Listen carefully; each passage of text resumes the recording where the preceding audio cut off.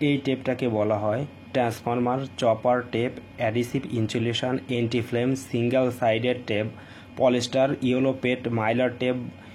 সাধারণত যারা ট্রান্সফরমার বানান বা মেক করেন তাদের জন্য এই টেপটা অনেক কাজীয়, তারা এই টেপটা খুব সুন্দরভাবে চিনতে পারেন বা চেনেন।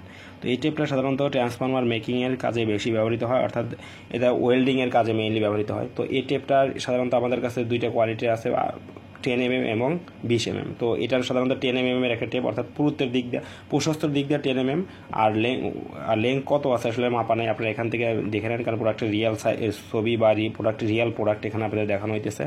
তো এই প্রোডাক্টটা সাধারণত ট্রান্সফরমার বা ওয়েল্ডিংয়ের কাজে বেশি ব্যবহৃত হয়। তো এই প্রোডাক্টটা আমাদের কাছ থেকে খুব কম দামে পারচেস করতে পারবেন।